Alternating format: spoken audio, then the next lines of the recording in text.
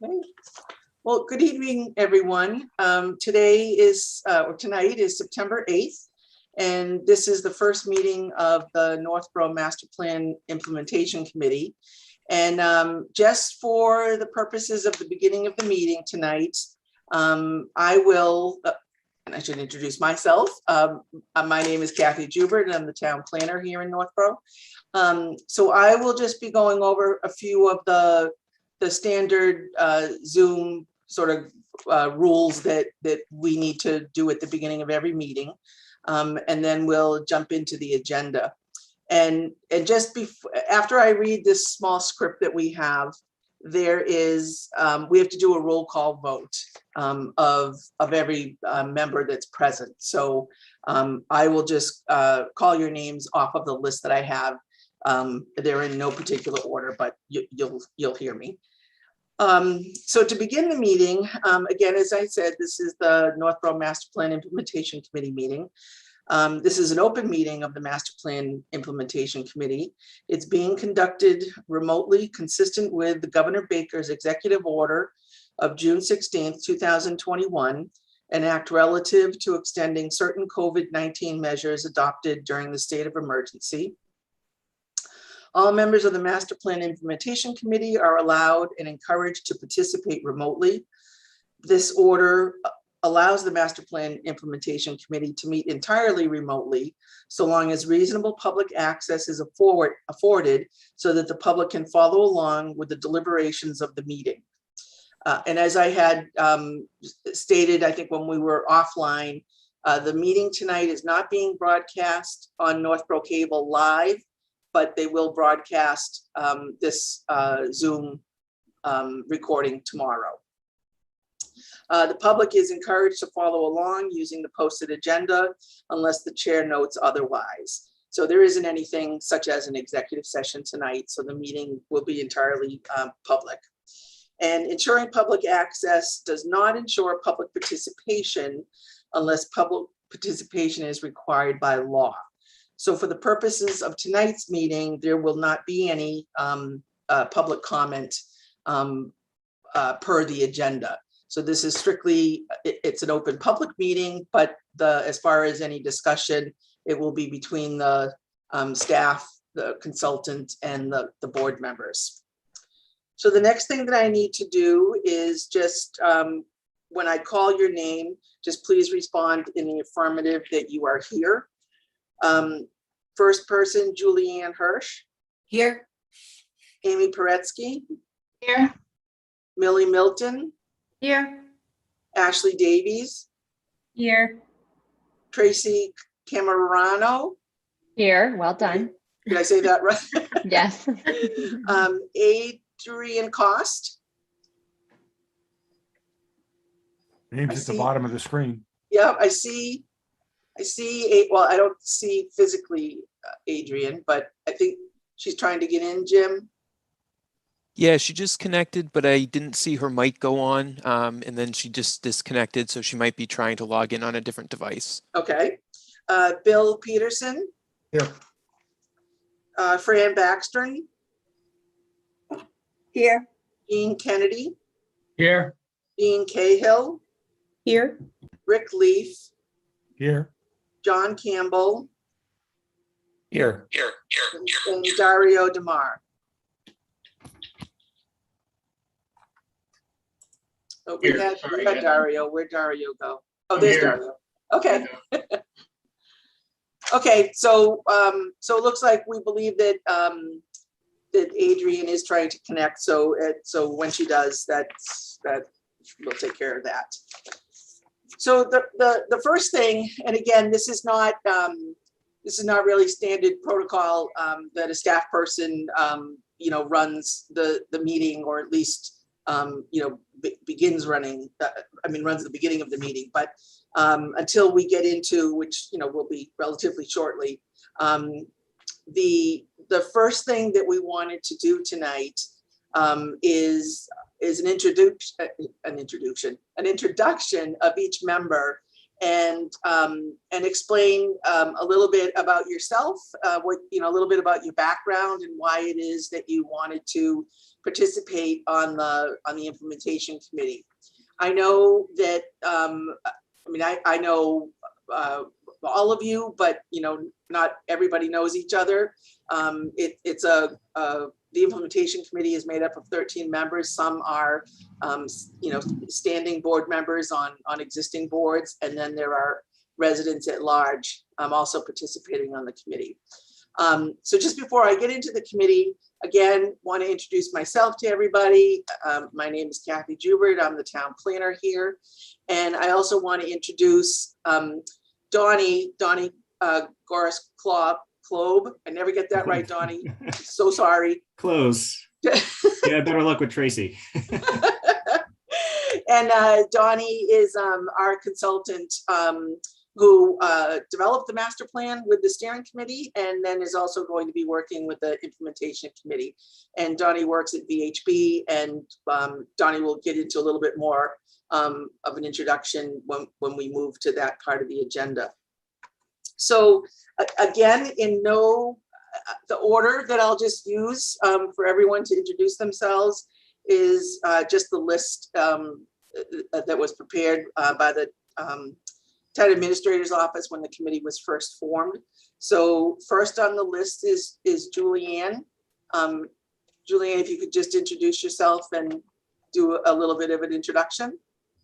Hi, everyone. I'm Julian Hersch, and I am representing the Board of Selectmen.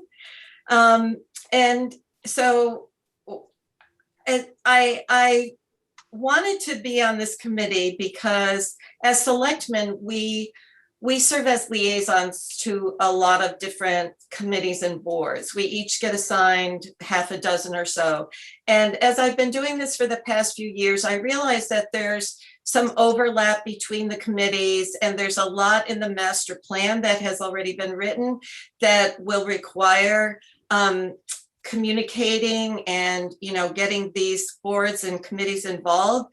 So I'm hoping to be able to facilitate that aspect of my role. And in addition, I wanted to be on this committee because I think that we are entering a particularly exciting and new time. The plan was written a couple of years ago, but over the last 20 months, we have experienced something that many people never experienced, which was the pandemic. And many things have changed in our lives, one of which primarily is where people work. And I'm hoping that as we move forward with the plan, we will take a really good look at some of those changes that may or may not be permanent as we emerge from the pandemic, and kind of look at the plan that we have before us and see what applies and what maybe needs to be changed. I hope I'm not sounding pessimistic, because I'm not pessimistic at all. I think that there's a lot of new territory that we're going to be experiencing, and I'm really excited to be on the committee. So thank you. Thanks, Julianne. Next on the list is Amy Paretsky. Hi, my name is Amy Paretsky, and I'm the planning board representative for this committee. I was also one of the planning board representatives on the master plan steering committee. I've been on the planning board since 2014, and the master plan is a guide that we use on the planning board. It's the 10 to 15 year vision for the town. I also grew up in Northborough. Northborough is a great town to live in, but the world is always changing and there's always room for improvement. And I'd like to help keep Northborough a great place to live by continuing with great schools, making all of our neighborhoods safe, promoting clean water objectives, and just keeping our residents happy. So I'm really excited to be part of this. Thanks, Amy. Next on the list is Millie Milton. Hi, I'm Millie Milton. I am representing the Historic District Committee. I began to get involved with things going on in the town when my kids got older. I've lived in town for 30 years. And I thought that one of the best ways to get involved was to go through the historic district. I have a historic house. I have a business in a historic house. And I felt that, it was a good opportunity to become involved. I'm also on the planning board, but I'm a member of the Historic District Committee representative. And one of the things that we're working on is the historic preservation plan. And I feel that this, the master plan implementation and the historic preservation plan should work very closely together in order to really come up with some of the more significant aspects of the town and what the residents had voiced preferences for, so that we can bring some of those really nice historic pieces forward and hopefully work well with the master plan committee. Right, thanks, Millie. Mhm. Ashley Davies. Hi, Ashley Davies, representing the Open Space Committee. My work is mainly in conservation, and through my work, I've been involved in many plans in various other municipalities and regions throughout the state, and was just really excited to be able to be a part of working on a plan in my own town. And I was on the master planning committee, and really was thrilled to be able to continue on the implementation committee and see through some of the goals that we came up with those 2 years ago. So happy to be here. Thanks, Ashley. Next, Tracy. Hi, I'm Tracy Camarano, and I am here representing the Parks and Rec Commission. I've been a commissioner for, this will be my 4th year. Moved to Northborough 23 years ago, just as we finished the other master plan. And so had the opportunity not to develop that, but to see what was and wasn't implemented and how that process unfolded our first few years in the town. And subsequently have been very interested in this new plan and went to a lot of meetings. I was not on the representative on the committee for it, putting that plan together, but have been very involved in the periphery, trying to see what kind of changes are going to take place to make our town appealing to other people to move into.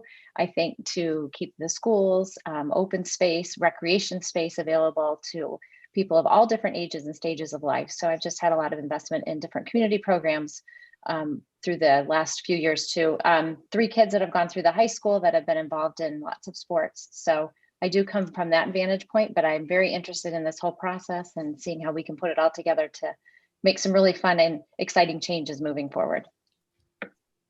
Thanks, Tracy. And next, I thought she was on, and she might have. Oh, Adrian, there you are. Your square moved on my screen, so I'm sorry about that.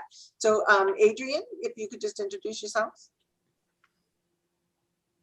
Oh, you're on mute, Adrian. Oh, Adrian, you're on mute. There you go. Am I all right now? Yes. Okay, I tried before because the last committee meeting I was on, I couldn't get it off mute. So I spent an hour this afternoon trying to get the thing to work off mute. So anyway, as long as you can hear me, that's fine. Yep, and just leave yourself unmuted for the whole meeting. That will work. Okay.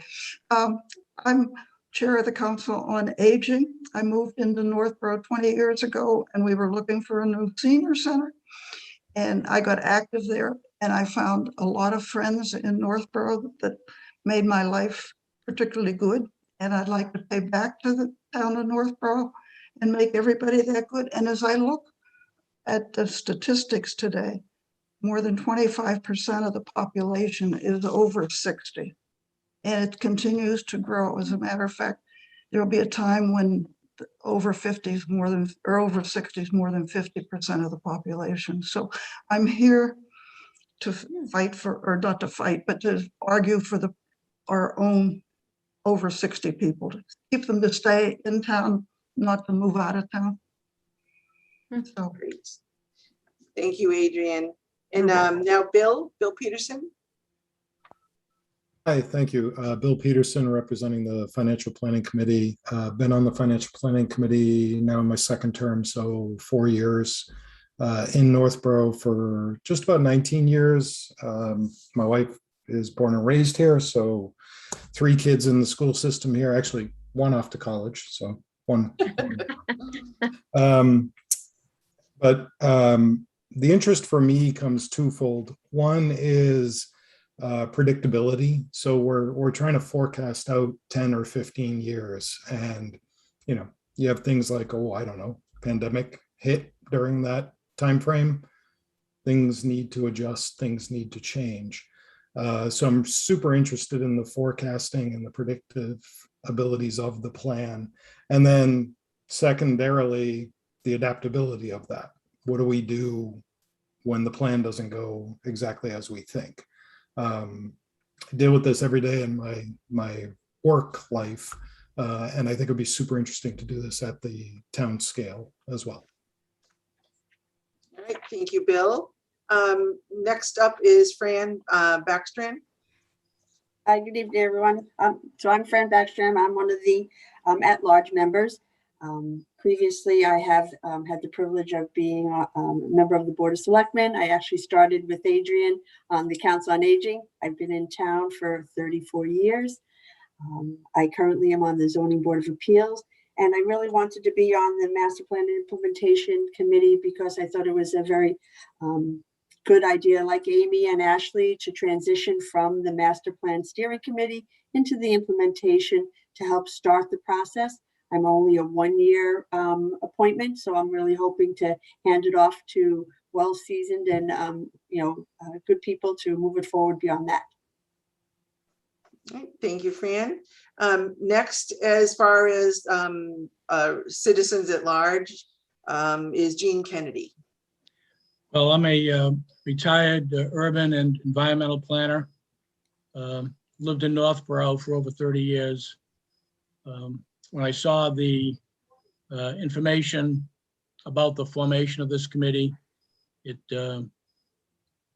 certainly occurred to me that it'd be something that I'm interested in, something that I could contribute to.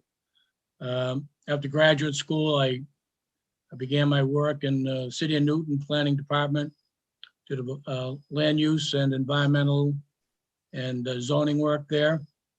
After a number of years, I moved on to an environmental engineering company where I was involved in environmental planning and environmental permitting work, as well as GIS and database applications. I then moved back into municipal planning with what's now the City of Framingham, and I did some land use and zoning there. I was also involved in some comprehensive planning. I was a lead staff for a housing plan that was developed in the city. I also did several iterations of the 5-year update to the open space and recreation plan.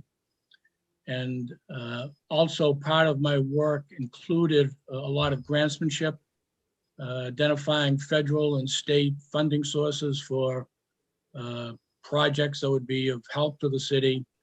Some examples included EPA brownfields funding. We also received neighborhood stabilization monies. I set up a joint program with the Framingham Housing Authority to acquire and renovate foreclosed properties. This is in the 2007-2010 timeframe. And another example was the State Mass Department of Transportation, where we were able to obtain funding to complete the construction of the Cachicha Rail Trail. So I believe I have a variety of planning experiences and hopefully can contribute in any way I can to the committee. That's great. Thanks, Jean. And then on to our next Jean Cahill. Got me a little confused when I heard Jean introduced. Hi, I'm Jean Cahill, and I've been in Northborough for 21 years. I work in the field of environmental site assessment and cleanup. I'm a human health and environmental health risk assessor. And I've just sent my 2 kids off into the world, so I have open time to devote to community affairs, and I'm very excited to work with you all. I thought the master plan process, the community engagement piece was just so exciting and so well done, and I'm really, really just thrilled to be on this committee. Thank you, Jean. Rick Leaf. Hi, everybody. I'm Rick Leaf. I've been in town since 1984, raised my family here, and made a lot of good friends in town and seen a lot of wonderful change and things happen in Northborough since I've been a resident here. My past lives, I've been a member of the Parks and Recreation Commission. I've been a member of the Planning Board. I'm currently on the board of the Northborough Affordable Housing Corporation. We're a private nonprofit that works with third parties to develop affordable housing using community preservation affordable housing money. We've had a good relationship with the town and the Community Preservation Committee. We've created 8 units of affordable housing in the town of Northborough through the use of community preservation money. And so I have interest in recreation. I have interest in land use planning. I have interest in housing, especially affordable housing.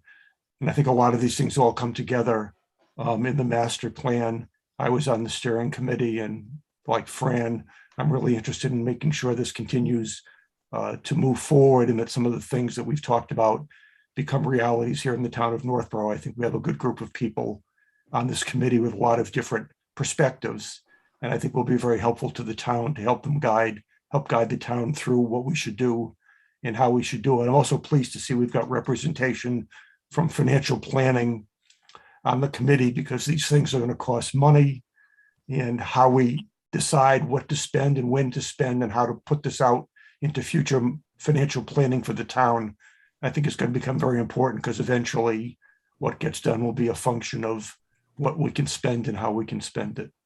But I think we're off to a good start here and looking forward to moving forward with it. Great, thanks, Rick. Next, John Campbell. Hi, I'm John Campbell. Can you hear me sufficiently? Yep. Yes. Yep. Good. Thank you.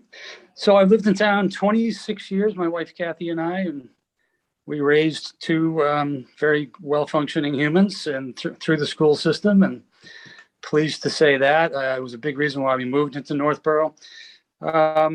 In our early years here, I think it was about 2002 or 3, I can't remember quite when, but I got convinced to try the Open Space Committee, which I did. Through that, we began the effort to bring the Community Preservation Act to Northborough. Rick was very involved in that campaign as well. We got it elected through the town and eventually passed town meeting. And then somebody said I should be chairman. So that occurred, and I've been with the Community Preservation Committee ever since. I was interested in joining this committee because I felt like CPA and the CPA funding was going to be a big part in what we could accomplish with the master plan. Obviously, many of the listed agenda items, the listed priority items show CPA as a funding mechanism, and I think it will come into play. So I thought that creating that liaison with the CPA would be important. So I feel like I can represent the CPC on this committee, as well as with my background in open space. And I appreciate the opportunity. I'm glad that I was picked. Great, thank you, John. And then Dario Damar. Hello, I'm Dario Damar. I've lived in Northborough for quite a while. My daughter went through the school system here as well, and we loved it. She's off to college now, senior at Syracuse. And a couple of my friends said, hey, you ought to look at this master plan implementation committee, because I've been doing master plans since about 1982 for just about everything from small developments to entire cities to an $8 billion project in South Vietnam on the South China Sea. So master plans have pretty much been my life. And of course, I got paid for all those, and maybe it's time to work for free and give a little bit back. So it's a lot of what I heard made a lot of sense with people talking about financing. And I think Mr. Peterson talked about predictability and adaptability. That's a big deal, because, you do these perfect plans and things change, and they've got to be able to change. So having done so many, and still working on them now, we're doing an entire city right now in Virginia. We've got 16,000 acres, which is a lot to plant an entire community on a rail, starting from scratch, which is kind of exciting. And as far as helping out here, just basically want to give back. I don't have a whole lot of agendas, but to share my experiences with everyone here and do the best we can do to make Northborough even better, because I do love it here. And we've had nothing but good experiences the whole time we've been here. That's it. Thank you, Dario. I think this is I mean, I knew it before everyone did their introductions, because like I said, I'm familiar with pretty much everyone on this committee, but it's such a diversified group with so much experience. And it's just, I think this is going to be a very exciting process to work through the implementation, the short-term goals, midterm goals. We'll get into that in a little bit more detail tonight. But just before I do the next agenda item, and then hopefully pass this agenda off to the chairperson. Most of the meetings that I've been at, there's maybe 6 of us tops on the screen. So I do see everybody. And I think for this next discussion and probably for the rest of the night, and actually, Donnie, I see your hand up. No? Oh, okay. Oh, hello, that was my own mouse. Sorry about that. So that's what I was going to lead into as far as people speaking. I just thought of this as everyone was, very nicely talking individually. But I think that if everybody else can see everybody, perhaps if you just physically raise your hand, as opposed to, using the hand symbol, that hopefully will work for at least tonight's discussion purposes. I don't sense that this is going to be an unruly crowd or anything, so I think that'll work. So the next item on the agenda, which is pretty standard fare for any town board, is the election of officers. And typically we look at, what the boards have is a chairperson and a vice chairperson. And for the Board of Selectmen, the town clerk, comes in and officially walks them through the nomination process. He provided me with that information that he uses for tonight's purposes. So if I can just start off that process. And I guess I think pretty much whether people have been on a town board or some sort of whether it was a nonprofit or whatever in their past or in their present life, but the chairperson typically is doesn't hold any distinction as far as it's that person's agenda. But what they do is the agenda that is determined, we'll talk about at the end of the meeting what we're going to cover at the next meeting. So primarily the purpose of the chairperson is to facilitate the meeting, to do that introductory work that I did in the beginning, just as far as with the Zoom meetings. I think most everyone's familiar with that, but the chairperson takes care of that. The chairperson will review the agenda with the staff, which will be myself. Actually, myself and Donnie will kind of form the agenda based on input from the committee, and then the chairperson just runs the meeting, just moves the committee through the agenda. And then in the event that the chairperson is not able to attend the meeting, that's why we would have a vice chairperson also. So if I could, the first thing that needs to happen is the call for nominations for the position of chairperson. And so what people need to do at this point is, and anyone can do this, they would make a motion to nominate somebody as chairperson, and then there would need to be a second, and then we'll go from there.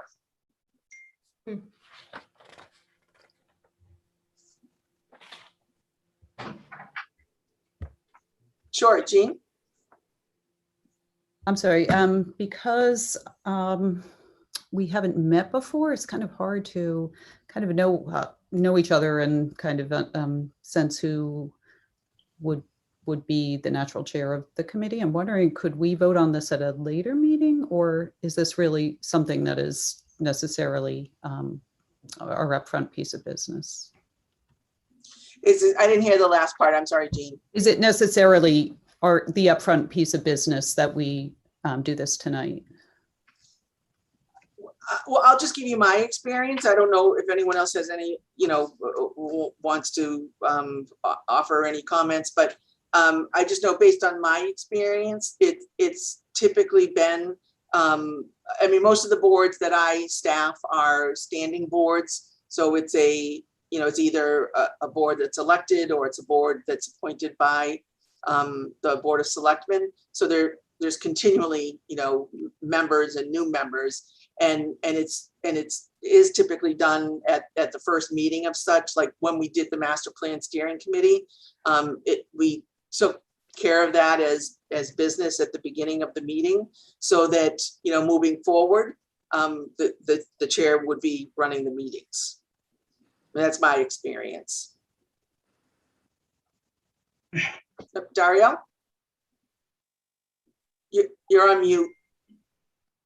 Since I've never done this, it may be a stupid question, but if there's people that want to be the chair, can they like raise their hand? Because if we nominate someone and they don't want to be chair, I don't know if that's craziness, but if there's 3 or 4 people or whatever that want to be, they could say, I'd like to be chair, and then maybe someone can nominate, or is that completely on a different planet? Because I've never done this before.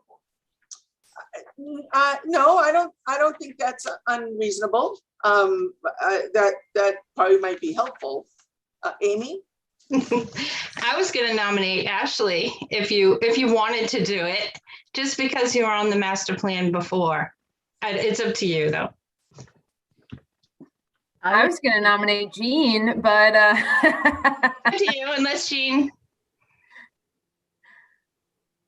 I mean, I was just going to say, just because this is all new, to understand enough about the role makes it a little bit tricky, because I think until we hear the presentation and get more of a sense of how this committee will operate and where our responsibilities begin and end relative to other committees in town. And I guess I just still feel a little bit unsure of our first order of business and kind of where we're going to move with our agenda from this point. Fran? I think it's interesting. Because obviously any board I've ever been on, there you establish a chair to facilitate the meeting. But because there is a diverse group, and what if we started with the consultant telling us where we're going, and maybe we do it at the end of even this meeting, because that's not a heavy lift, I think, for you and Donnie to take on, right? Tell us where we're going. Maybe that will either get somebody to raise their hand that they want to be nominated, or have people sit on their hands because they don't want to be nominated. Okay, yeah, Rick? Yeah, I think we could do that. If anybody's interested, I would have an interest in being chairman if people are interested in having me fill that role. I've done this for the planning board. I've done this for other committees. I was the vice chairman of the steering committee, and I'd be more than happy to be the chairman of this committee if people were so inclined to want me to do it. So I'll put my name out there, at least to have one person that's at least showing an interest in doing the work. Bill? Yeah, I'm going to challenge Rick. No, I'm kidding. I was going to say that because on the financial planning committee, I'd be willing to be vice to kind of back that up if folks are interested in that. But I do like the idea of hearing the presentation and then circling back if we can do that as well. Okay, well, if people are comfortable with that, we can certainly hold off on that till the end of the meeting. At the end of the meeting too, we'll be talking about, setting up a schedule so that, people can certainly anticipate when we're going to be meeting again. Everyone can put that into their schedules. So, all right, so we can just table that till after we get through the pretty much the core of the meeting, which which we'll jump into now. And just before I actually turn it over to Donnie, I just wanted to provide, some of this will be old news to those of you that served on the steering committee, but I just wanted to give a brief overview for everybody, and very brief overview of where, you know, how we got to this point with the implementation committee. So the master plan started, well, it was about an 18-month process, and it started maybe about 2.5 years ago. And we ultimately ended up with the planning board adopting the master plan in March of 2020. And then, you know, COVID hit, and now here we are. Little bit of, you know, a later start than we all had wanted or anticipated. But prior to getting here, like I said, the master plan process itself of creating a master plan for the town of Northborough, or a comprehensive plan, it's called both, you know, they're sort of interchangeable. We just called ours a master plan, the Northborough master plan. So the VHB, obviously where Donnie is employed, VHB was selected as the master plan consultant. We formed a master plan steering committee that was, I think that was 15 members, might have even been a few more. And that committee, over the course of about 18 months, had 18 different meetings. They were all, you know, of course, open to the public. Within those 18 meetings, we also had 3 public forums that were held in various locations, various parts of town. Also, as part of the public outreach, along with those public forums that we held, there was also 3 surveys that were sent out to the residents of Northborough. And then there were a few events that we had the master plan, members of the master plan steering committee, and also our consultants attend. Again, you know, trying to be as inclusive as possible and to do that outreach. The master plan itself is a document that is outlined in what's known as the Zoning Act in Massachusetts, and it's in Massachusetts General Law, Chapter 40A, and that gives the planning board the authority to create a master plan for the community. And like I said, the planning board then ultimately adopted this master plan in March of 2020. The chapters in the master plan, and hopefully the links that I sent out worked for everybody. You all received the electronically, you know, a link to the entire document, and then a link to specifically the implementation chapter, which obviously we're going to be most involved with. But the 7 chapters of the master plan covered various areas, including there's a chapter on land use and development, a chapter on housing, economic development, open space and recreation. Another chapter which has a lengthy title, but basically it's looking at the historic aspects of the town and preservation. It's called Natural, Cultural, and Historic Resources. We also have a transportation and circulation chapter and a public facilities and services chapter. And then ultimately, through that process, we then, you know, concluded with the implementation chapter, or what we are now referring to as the implementation plan. So each one of the chapters follows the process as you go through it. If you haven't read the master plan yet, it's not 600 pages that you know, like a tax code that you're going to fall asleep with. I think it's a very dynamic piece of work, and each chapter follows key findings were made about the town, again through the steering committee, through the surveys, through the public outreach that we did. So there's key findings, there's baseline, in each one of the chapters is a baseline conditions analysis. And then there is a section on goals and a section on recommendations as far as how to, achieve those goals or carry out those goals for the community. And then the implementation chapter itself is done as a spreadsheet or as a matrix, where you have the goals are identified, the key players, whether it's a department and or a board or multiple departments that might be involved. Then you've got a category as far as supporting characters who would assist with the implementation of that goal. And then there's a couple columns on cost, and the range of the cost to how to the cost to carry out that goal. And then also there is and again, this is what we kept stressing with the steering committee, is that the goals are not put in any particular order. That's something, and Donnie's going to get into this, but that's something that's key to this committee as far as prioritizing those goals. But what is in the master plan to assist you is, they're broken down into ongoing goals. How do we sort of, keep not reinventing ourselves, but I mean, things that we should be doing on an ongoing basis. And then short term, midterm, and then there's a couple, I think really it's probably 2 or 3, if I remember correctly, long-term goals.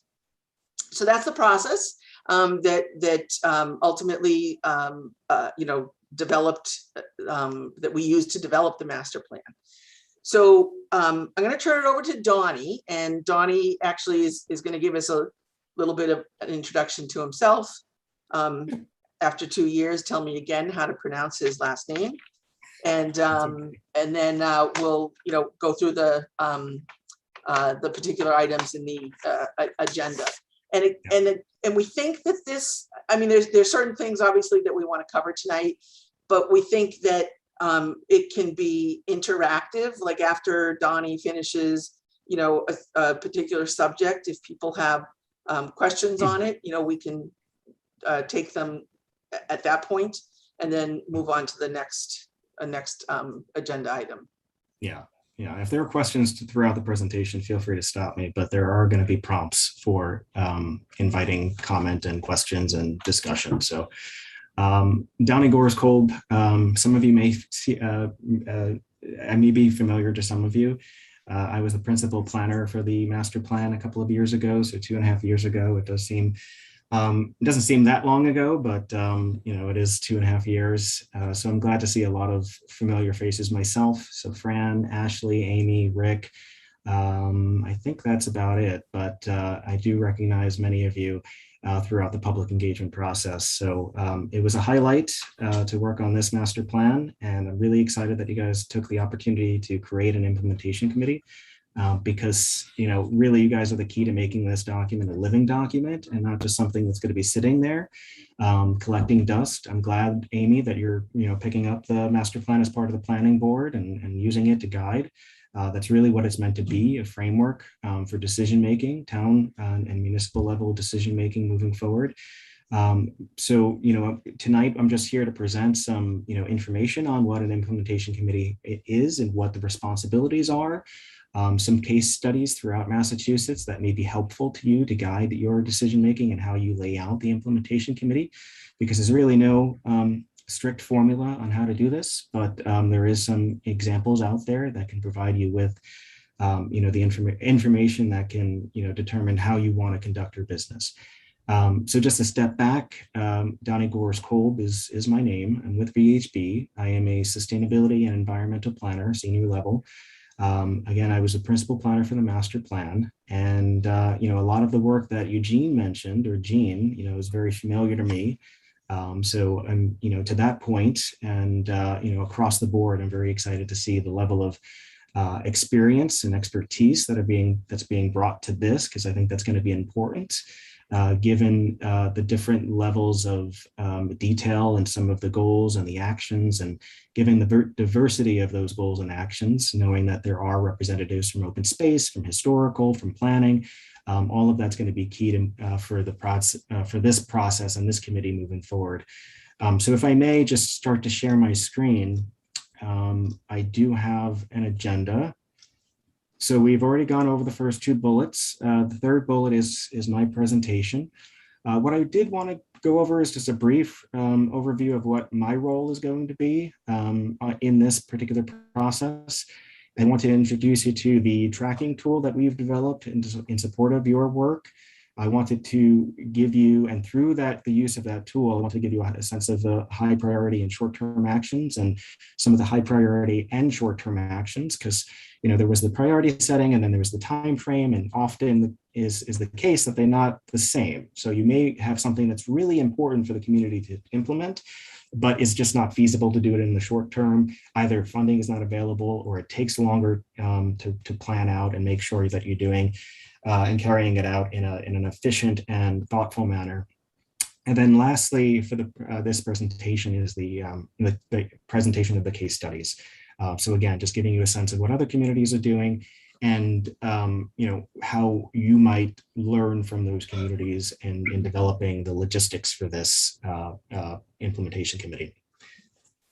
So Kathy already sort of went into some of the background, but I did want to just highlight the vision statement, because the vision statement is the high level, guiding, principle, if I may, that drove and guided the development of the goals and the related actions of those goals. So the vision statement, Northborough, a New England town incorporated in 1766, envisions a future where residents and visitors are drawn to a thriving downtown that provides walkability and connectivity between open spaces, gathering places, commercial activity, and neighborhoods, where Northborough's open spaces, natural features, recreational amenities, and historic sites are preserved and integrated into the community to welcome, educate, and inspire, where a well-balanced housing stock supports longstanding residents and new arrivals alike, where increased economic activity is given an appropriate place to grow and support our community and residents, and where future environmental and fiscal changes are given consideration in planning for a more sustainable and resilient community. So again, that was the statement that was developed as part of public meeting number 1 for the master plan process. And that statement guided the rest of the work that the steering committee did and that we undertook as under their guidance. So VHB's role. So really to bring the vision statement and master plan to life, we will assist the implementation committee with a couple of items. Advising on logistics. So we're going over that a little bit tonight, and we can continue that in the next couple of meetings. Providing tools to support the launch and continuous monitoring of the master plan implementation. So the tools that keep you on track and keep the town accountable is going to be integral to this process. So I'll present that matrix that we've converted from the implementation matrix in the master plan into a workable, usable Excel document with some additional columns that will allow you to continuously monitor the progress that you are making and that the town departments, committees, and boards are also making. Thirdly, supporting the planning and facilitation of the implementation committee's initial meetings. So VHB and I am not here permanently. We're really only here to help you kick off this process. So I think that, we're scoped for about 5 meetings, but it may be more than that, whatever is really necessary. But, the point is that we're giving you the keys to success. We want to set you up for that success and letting you and the chair and the vice chair lead you from, that 5th meeting on in doing the work that you need to do in coordination with the different departments, boards, and committees. And lastly, supporting the implementation of early actions through research, case studies, and the like as needed. So, I mentioned that we have some high priority actions, we have some short-term actions. As an implementation committee, we have to decide what we want to move forward and what we can feasibly move forward in the short term. And based on that consensus of what the town wants to proceed with, VHB will help you with an implementation plan for those specific tasks. So there's the implementation plan for the larger document, that master plan, and there's implementation plans for individual actions. What are the steps that need to be taken? Who's the organizations that need to be spoken to. Where is the available funding coming from? Is it going to be town funding? Is it going to be grant funding? Is it going to be technical assistance, grants that are out there? But similar, ultimately, we're here to help you with determining what those implementation details are going to be for those early actions, as well as giving you some, context. Where has this been implemented before? Where was it successful? What were the lessons learned? Things of that nature. So this is the implementation matrix tool. So essentially, again, we turn the implementation table within that last chapter in the master plan and turned it into a tracking tool. So a few things that go into this is accountability and transparency. So accountability, you can start to see that the implementation plan within the master plan identified the implementation leadership and the implementation partners. It also outlined, the time frame, the order of magnitude cost. That's what the OOM stands for, order of magnitude, potential funding sources, and priority. But really, the implementation leadership and implementation partners are the crux of that, accountability point. Making sure that we know who's going to be leading it, who's capable of leading it, and who's going to be able to assist or provide strategic and influence and input into the implementation of a particular action. So we took that table and we added some columns, as I mentioned, and we made it more usable with drop-down menus and filtering. It's not an overly complex table, but it's a table that I think is going to be important for you guys to keep updated on a regular basis. But really looking at implementation start dates, progress, and last point of contact, and some additional notes. So these are things are easily filled out. And the process by which they get filled out, it will have to be determined in terms of what logistics you're looking at. But this is the overall look of the implementation matrix. And if I may, instead of going through these slides, I'm just going to pick it up and share that individual file so we can see it in action. So let me know if you can see this. Yep. Okay, I am working on a Mac now, so it is a little bit different what you might see, a little bit more curvature to some of the menu items, so don't be alarmed by that. But this is, let me see, can you see the font, or should I zoom in? Can you expand the view a little? Yep. Does that look better? A little more. Better? There you go. That's great. Okay, so as Kathy stated, there are various elements or chapters that were included in the master plan. So again, economic development, housing, land use, etc. This is a document that can be easily sorted. So if you're going to be focusing on a topic that's near and dear to Rick's heart, housing, then you can go straight there. If you want to identify what Rick goal you're going to be focused on, you can move forward with that. And right now I also have, I think, some other elements highlighted, but the point is it's highly filterable, highly usable. You have the recommended actions, the related elements. The related elements, by the way, is really included in this implementation plan to identify some related and synergistic opportunities. So if there's something that is if there's a housing, action that's related to land use, perhaps there's an action under land use that can be simultaneously implemented or implemented in sequence, or if things of that nature, things that can benefit by combining efforts for implementation. So that's why that column is there. Again, the implementation leaders and partners, the time frame, as Kathy mentioned before, there's short, there's mid, and there's long, and there's also some ongoing.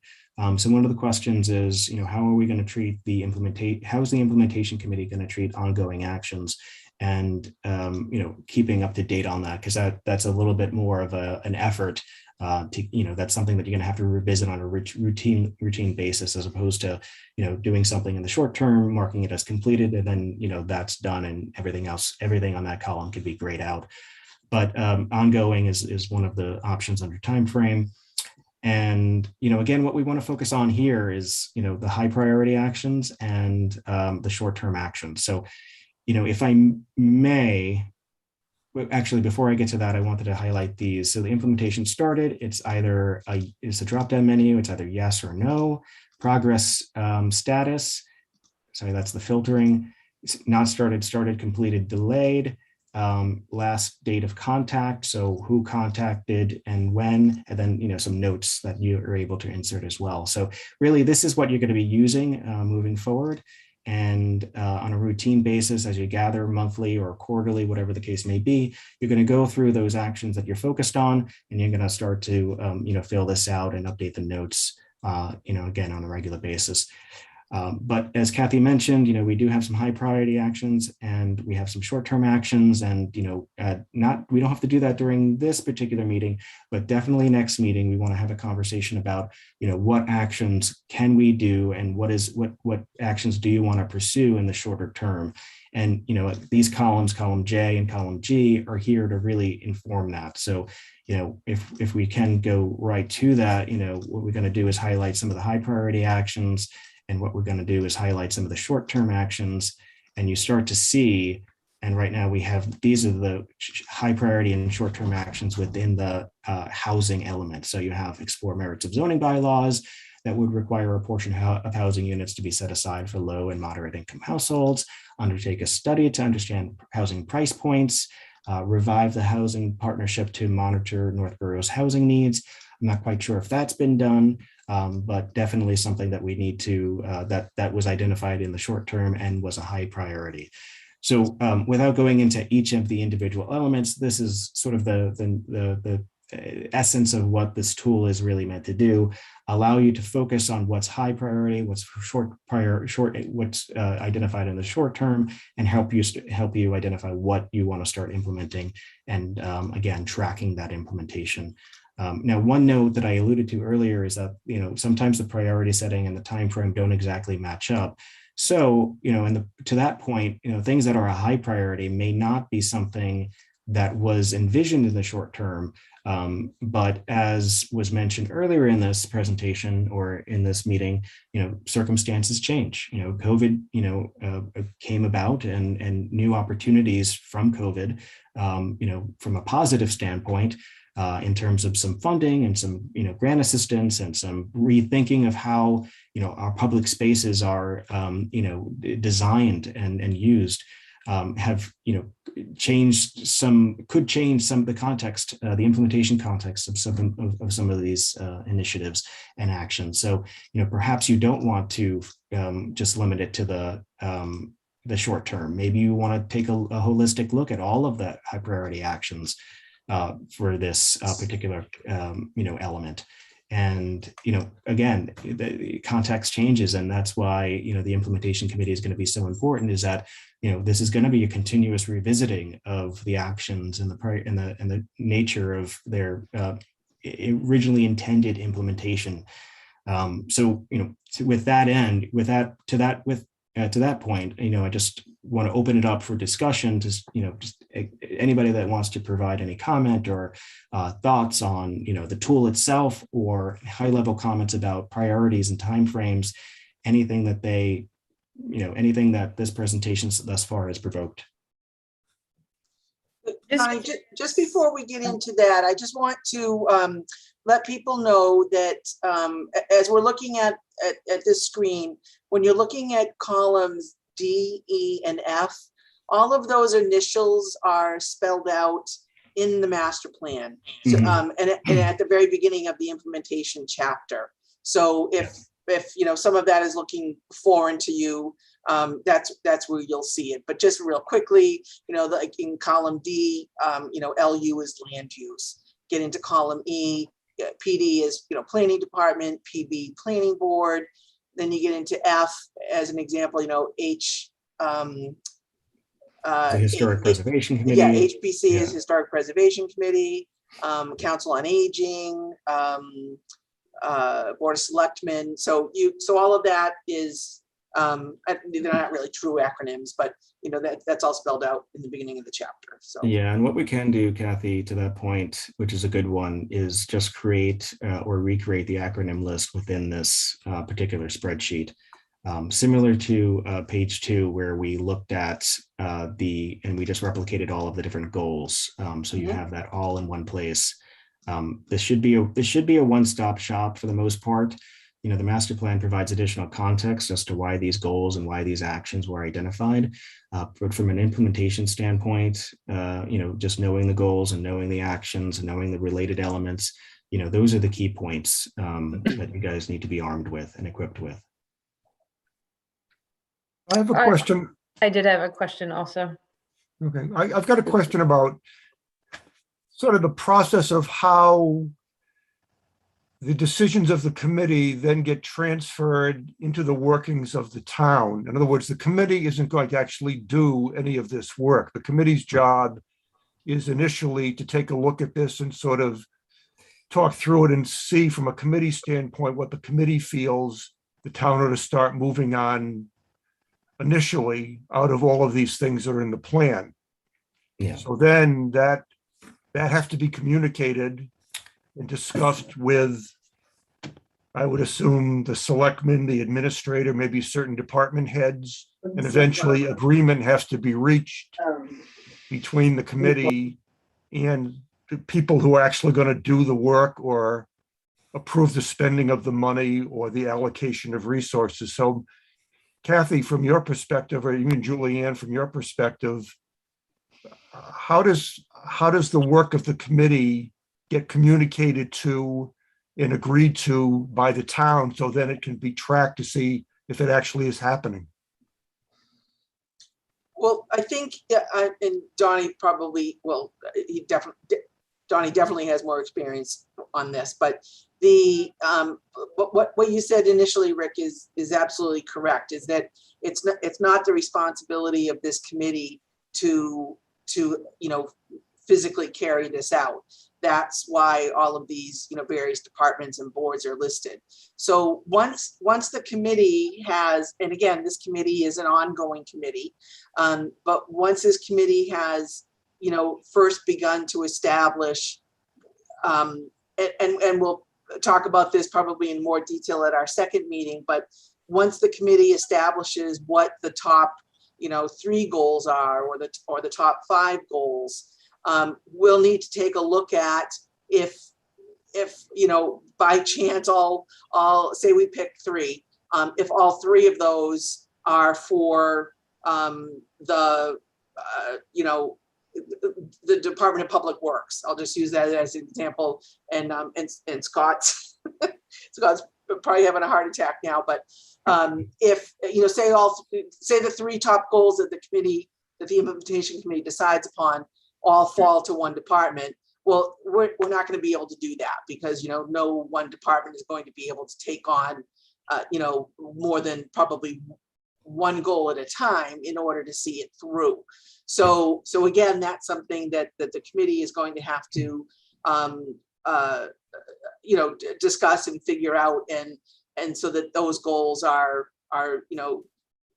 realistically spread amongst departments and other boards.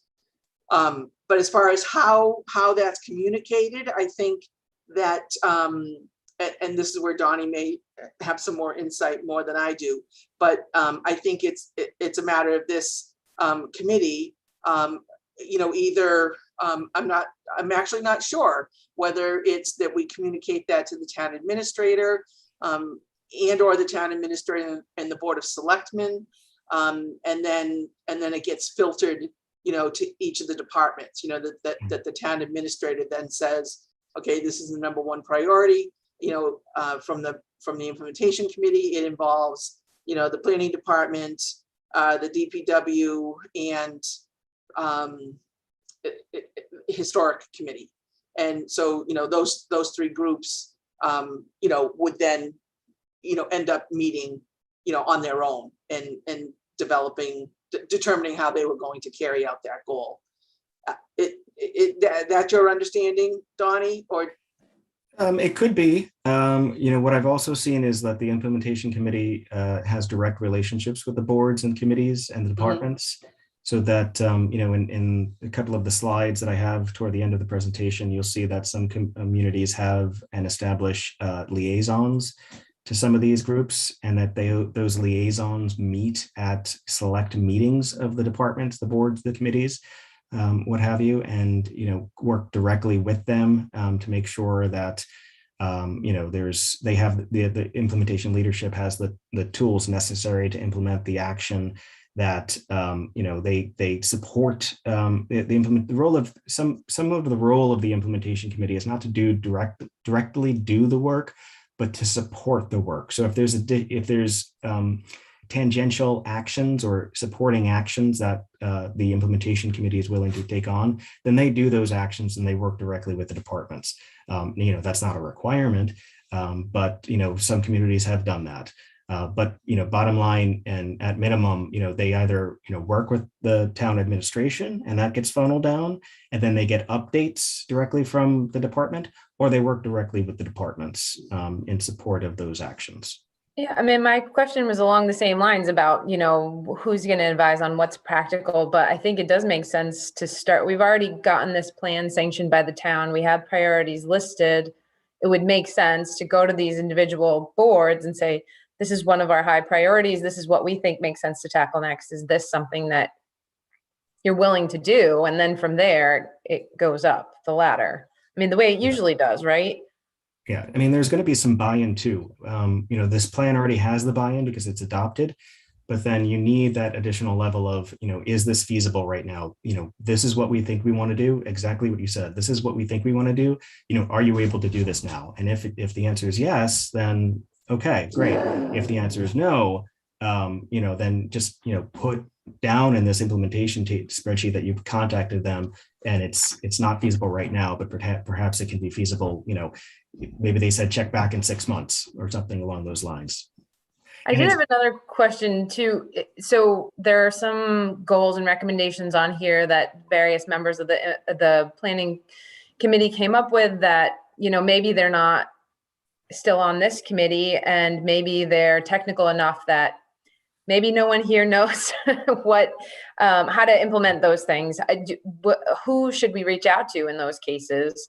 And, is VHB available in situations like that?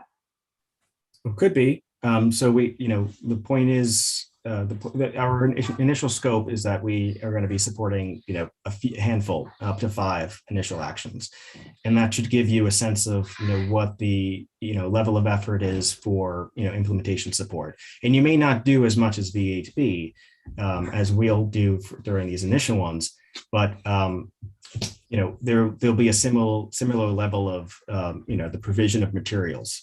And sorry, I got distracted. My son just gave me a goodnight kiss. He's much bigger than he was during the development of the master plan. I mean,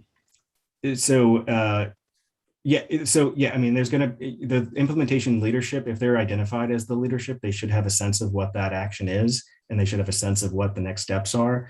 And then you can work with them directly to get some support, or reach out to VHB for additional guidance.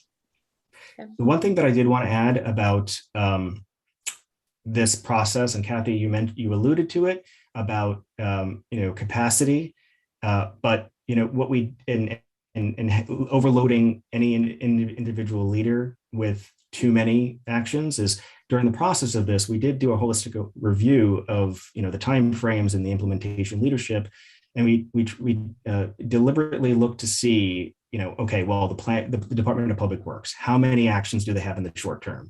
It's not going to be feasible for them to do everything in the short term. So we tried to, adjust to accommodate, anticipated capacities. I just have 2 questions. One is, I assume everything here, since everybody's agreed upon it, is cast in stone. So we're not changing anything. We're going to look at what's here and then try to find the best and most economic way to implement what's here. Is that correct? Well, a couple of thoughts is, one, a lot of the recommendations are deliberately, not lacking specifics. So the idea about, undertaking a study or exploring this, or, developing, a general, understanding or whatever the case may be. These types of words were deliberately used to allow flexibility in how these actions are going to be implemented, right? So, to that point, there is a little bit of room for you to determine, what these actions are, and they're not necessarily set in stone. The other side of that is that, again, context changes, and the implementation committee is really, some implementation committees actually take on the charge of updating the master plan on a regular basis. And, that could be something that you take on. And, through those updates, you make sure that the plan is current, and you make sure that the actions are, modern day and reflect any changing circumstances, like the increase in remote work that's likely to stay in to some degree. So, we presented a lot of information on commuting during the master planning effort, and, working from home was a very small portion. But I bet it's a little bit larger today, perhaps because of the most recent census, maybe capturing some of that data, and the ongoing ACS and American Community Survey data that's released on an annual basis. So, to that point, there's a little bit of flexibility, Dario. If people could just identify themselves. I know, we're sharing the screen now, but also too, for the purpose of, there's obviously going to be minutes prepared for each one of these meetings, and that'll be coming out of my office, and, so that she just doesn't have to guess at voices. If people could just say their name before they ask a question or make a comment. Yep, Jean? No, you're muted. Jean, you're on mute. Yeah, my screen just changed. Okay. Now I am. So to the point that Julian made about in the beginning about, how COVID has changed our world, and that this plan, as you addressed, that Donnie, that it has the flexibility. Sorry, this is Jean Cahill. That we have the flexibility within the plan to adapt to changing circumstances. Another, the elephant in the room is climate change. Our state has passed 2030 roadmaps that are going to drastically alter the landscape of whole sectors of our economy, including transportation and housing, which are the two main sources of unregulated carbon emissions. So I know I've heard it or seen it stated, we're going to have to install 1 million heat pumps in buildings by 2030, and 1 million EVs are going to have to be on the road by 20. So, these are going to entail have incredible repercussions for our town and how we plan and enable these changes to happen. And so I just wanted to kind of get your feedback on how we face that. So I could think of a couple of different approaches. So, one, the master plan, when it was developed, it didn't include a sustainability chapter, right? And it doesn't include a public health chapter. And those two topics are, very much trending and very much important given, some of the regulations that are taking place and, obviously some of the, modern day challenges that we're experiencing. There are, references to sustainability and resilience, as well as, potentially some, if I recall correctly, some references to public health, but mostly related to environmental indicators and not necessarily, pandemics. That certainly wasn't anticipated during the development of the master plan. But, I haven't traveled too far from Northborough since Northborough, and I'm currently finishing up the Westborough master plan. And that plan does have a sustainability element, and they do have a public health element as well.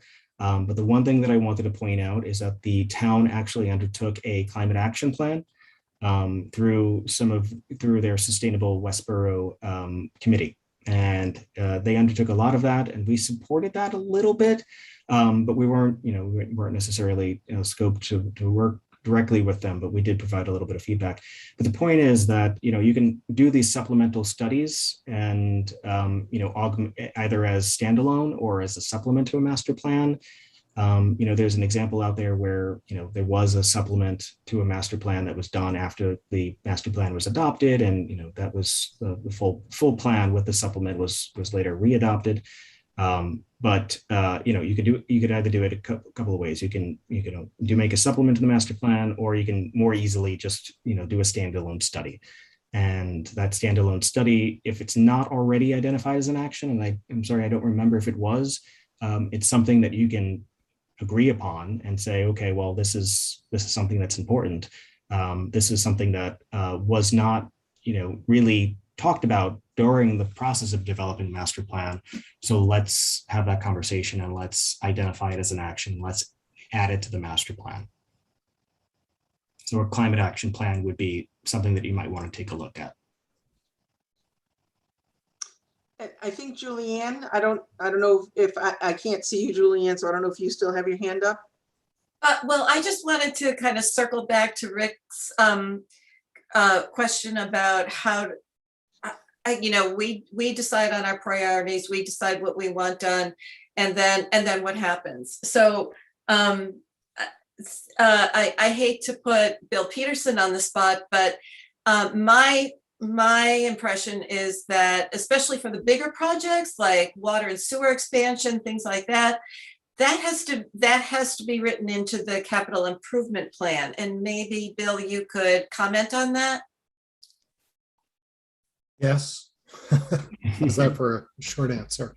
Yeah, I think so. I guess my gut reaction, Donnie, to what you showed on that spreadsheet was anything that has a dollar sign on there, the Financial Planning Committee should be taking a look at. Mm-hmm. And I didn't see, us listed there. So I think that's kind of number one from a capital perspective. So 250 grand and above. And I know, we can kind of take a swag at that and have a fairly good idea. I think a lot of them are big ticket items. But yeah, I think, so two things strike me from this. One, we need to make sure that the capital planning process is part of this. And if we haven't already put it into the expected time frame and the red, yellow, green designations, maybe that's one of our first things we need to do. And then second, I think, us as a team, it sounds like, have the ability, Donnie, correct me if I'm wrong, to force rank this stuff. And force rank the highs and say that, based on time, based on, we go off and talk to the individual boards and they said, no, they can't do it. Okay, they go to the bottom, move them up. Then we layer over the financial ability of the town to do it. Mm-hmm. That to me seems like job number one for us. No? Yeah, I mean, that's a very good perspective, and it's an important perspective. I don't think that there are too many actions, if I recall, over $150,000. Many of the actions, just so you know, are again just kind of exploratory or studies or things that could be done by staff or volunteer time.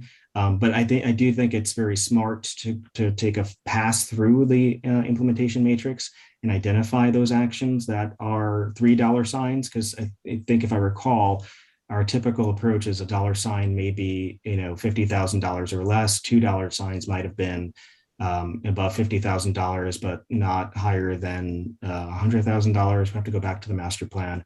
And then $3 signs, I think, were over $100,000. Usually we determine that based on the financing and abilities to finance projects of a municipality. So smaller the municipality, the lower the thresholds.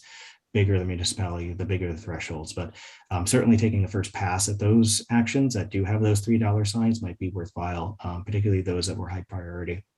Yeah, I think it'd be, oh, sorry. Go ahead, Bill.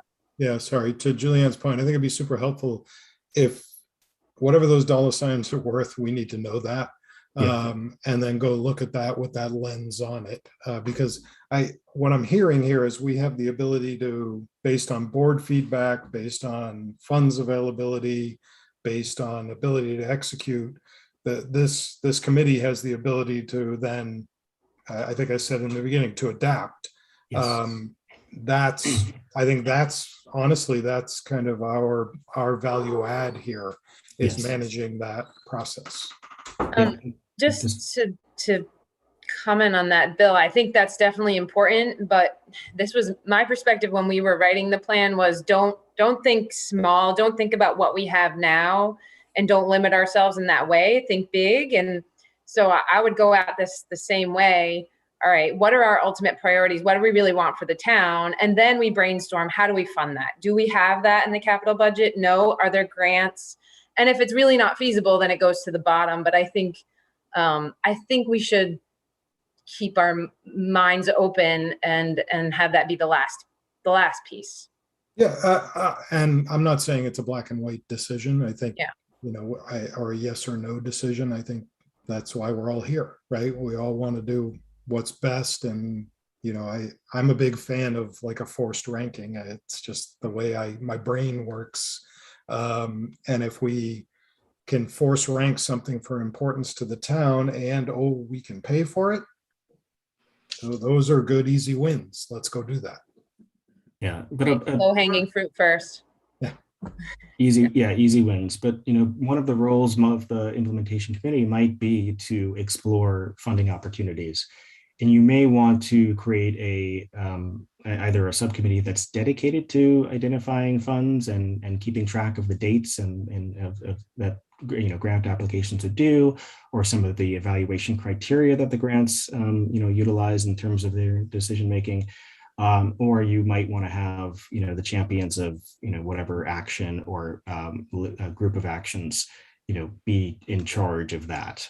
I tend to think that, a separate committee, because a lot of the grants have a wide range of applicability and they're not so, focused. So one grant can be applicable to multiple actions that have been identified in the plan. And to the point, Bill, that you made earlier, this plan was developed in a certain time, right? So it was 2.5 years ago. It was based on the decisions and the feelings of the community of at that time. But and overall, the master plan is a guiding document. So the information that was provided in the master plan by the community is to serve as a guide. So it's and to Dario's point before, it's not set in stone. But really, you guys need to take into consideration that the community wanted this, and the committee voiced their opinion on that. And as you proceed, take that into consideration. And you mentioned not being black and white, and that's my intent with this, is just to consider that the master plan and the community wanted certain things at that particular time. It may not be completely relevant, but it still has some value. Sure. No doubt. And I think if we approach it from, the art of the possible versus the art of the, I won't say, I'm going to say the word impossible, but, that again is that kind of ranked list on, what can we really do versus what, 2.5 years ago was a great idea. Today, given where we are, maybe not. And that was kind of my whole preamble in the beginning on, predictability and adaptability. This is where we are right now. We have to kind of look at this, and as the committee that moves it forward for, we're going to be talking to each other, guys, for the next 10, 15 years. Think about that. I'm kidding. But I think if we look at it with that lens on and do our best to execute on the high priority items from the list that was done by the committee that are still applicable today. And there maybe they all are. I don't know. I'll be honest. I've read about 100 pages of the 238-page document. So I have a way to go, to be fair. If again, I'm not seeing everybody, but if we don't have any further questions right now, maybe we can move into the case studies. Donnie's going to explain a little bit about what whether he's worked with them directly or that he's aware of how other communities have run their implementation committees. Yeah, thank you, Kathy. So, we're just going to go through a few communities, some of which we worked in, one of which I live in. But the purpose of this is to really give you a sense of how they set themselves up, and what they are doing on a regular basis. So Walpole, Massachusetts, they have that master plan implementation committee. They have their charter, they have their bylaws as a group. They've established themselves as, with the mission, steward the master plan, and ensure the elements of the master plan are properly addressed, and to ensure that the goals and objectives of the plan come to fruition through current and future town activities.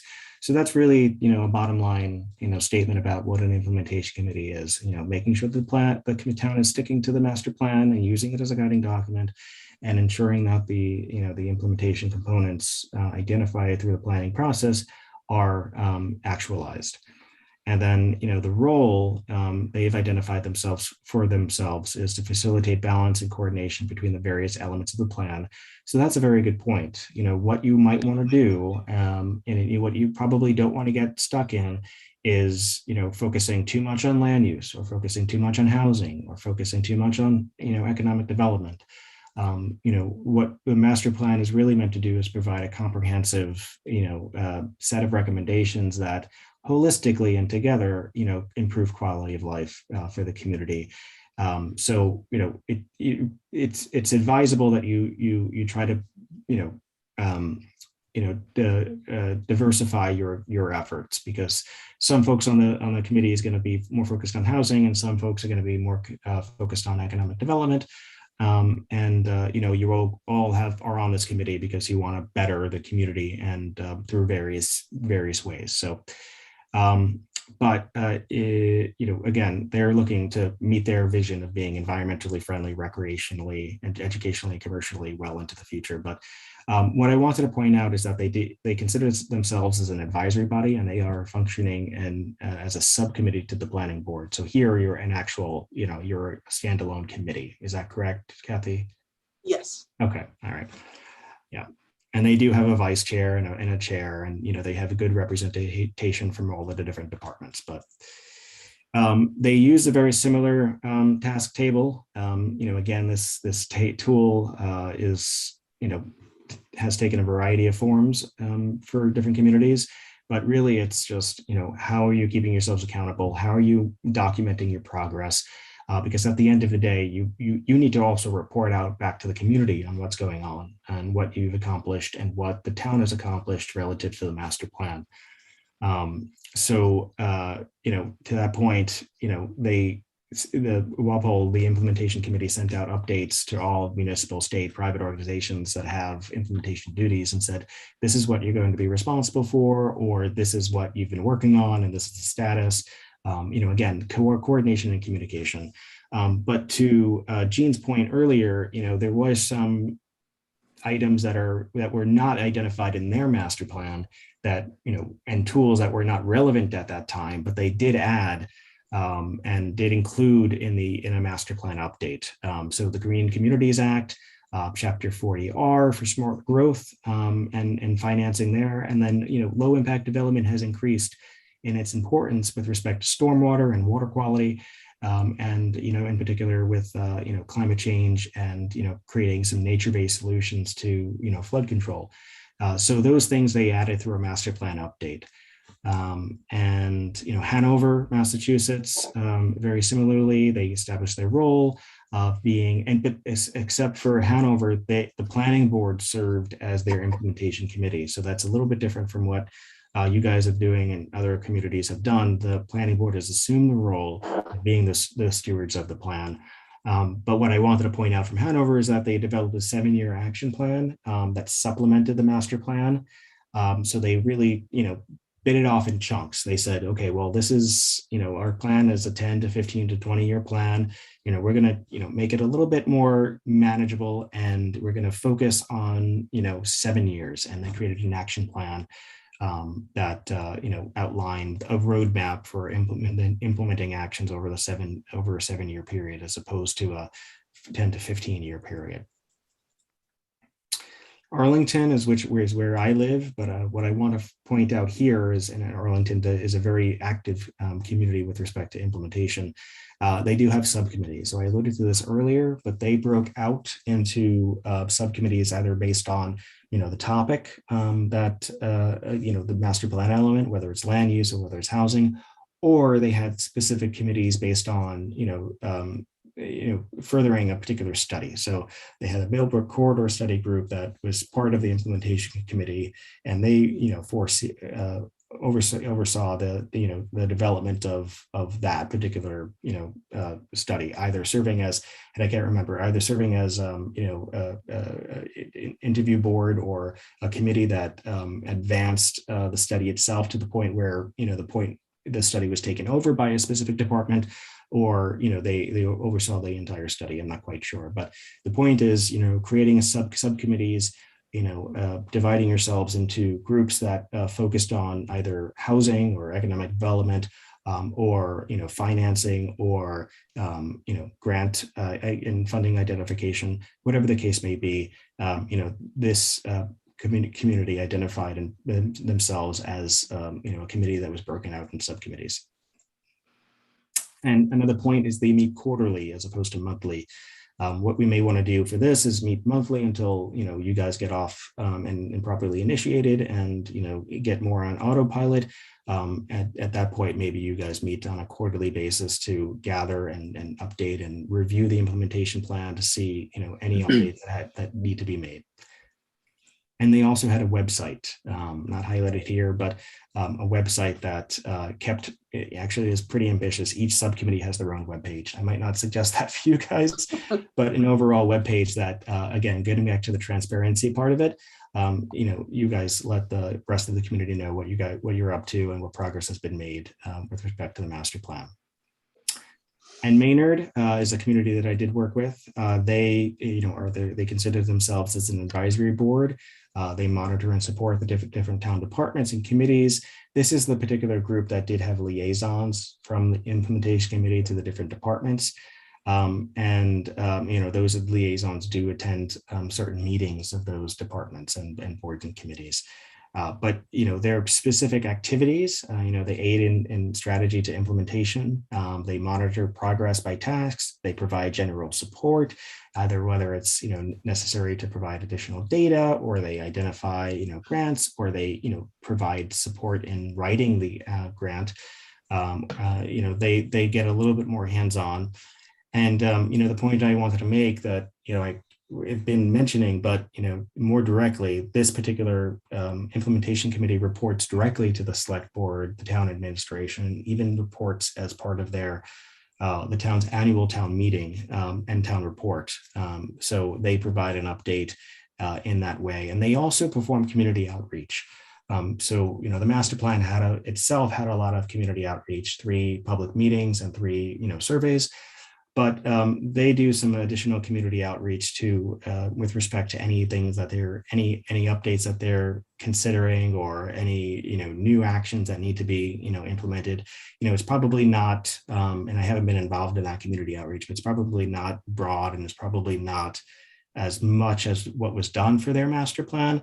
But I'm pretty sure that they're doing some targeted stakeholder engagement to understand the needs of the community outside of just their own understanding.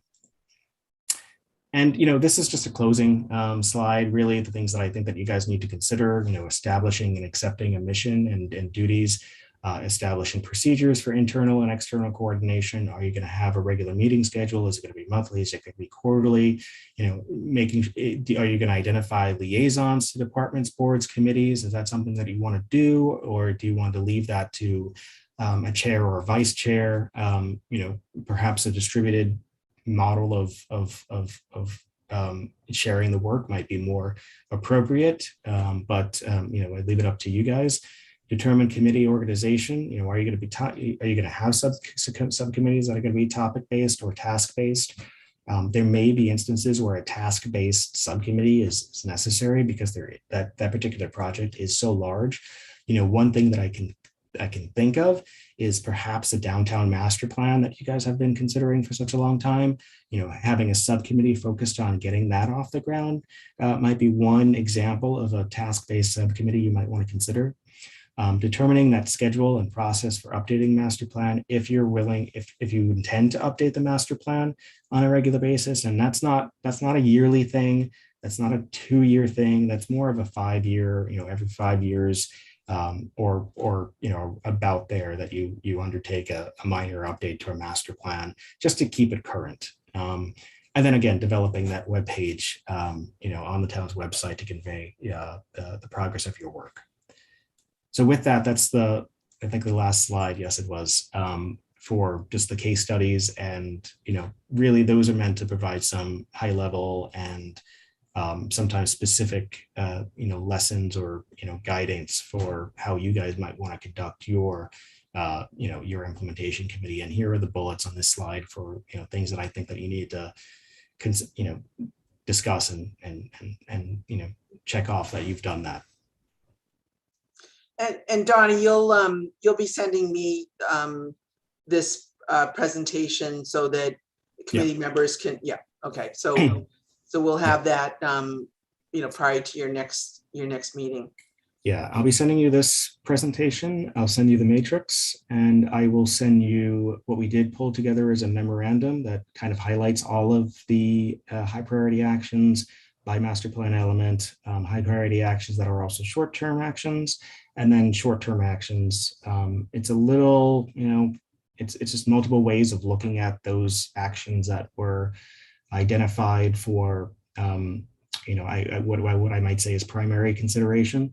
But in that memorandum, it might be easy for the committee to just have that one document that they can review to say, okay, all of this makes sense, or, this is what I want to focus on, or this is, these are my priorities, or, obviously looking back at the full master plan for the full list of actions.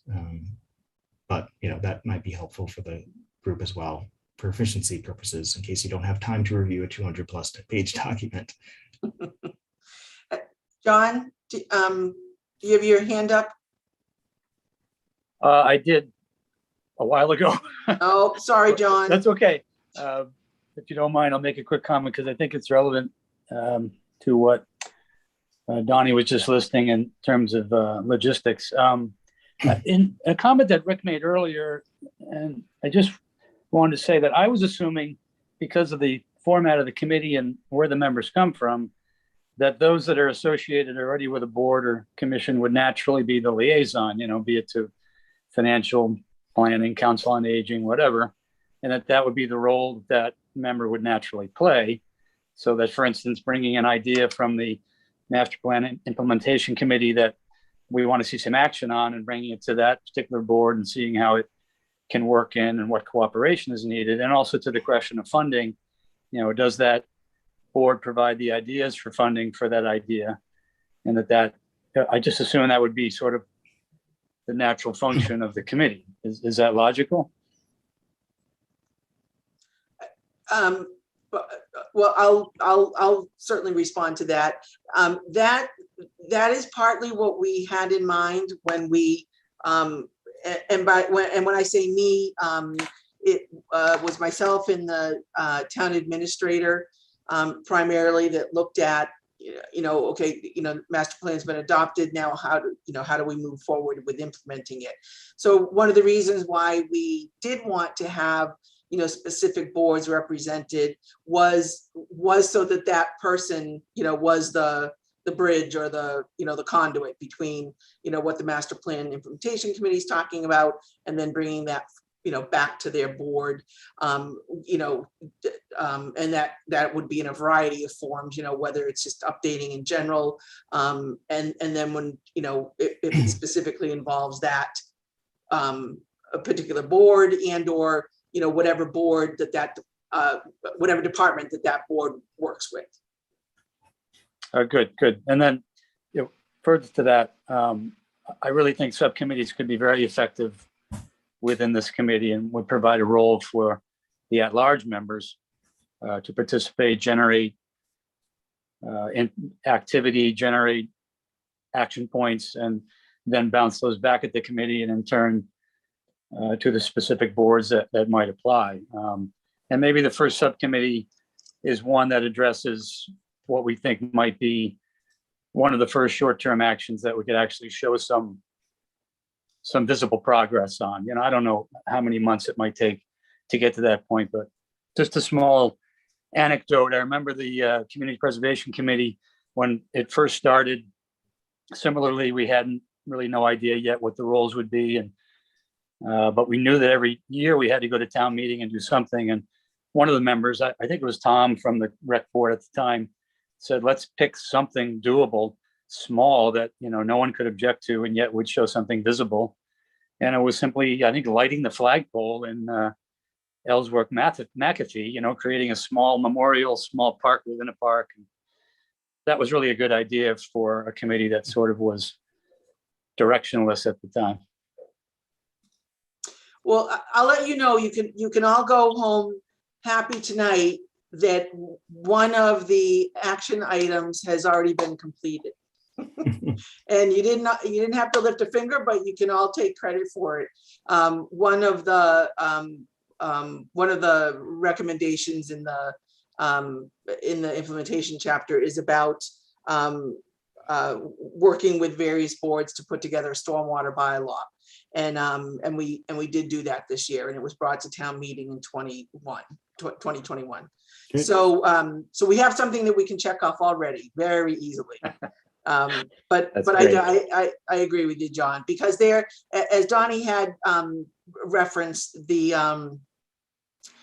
one of the top priorities that clearly came, and it came out of the steering committee over and over again, and from the public workshops that we had, was the downtown.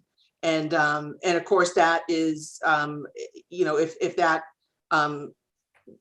stays or rises to the top with the implementation committee, I mean, of course that's much bigger than one department, because it's going to involve economic development, historic preservation, transportation, zoning, so it's going to hit a lot of categories. But some towns, and I think obviously this is not something that we have to decide tonight, but it's a sooner than later.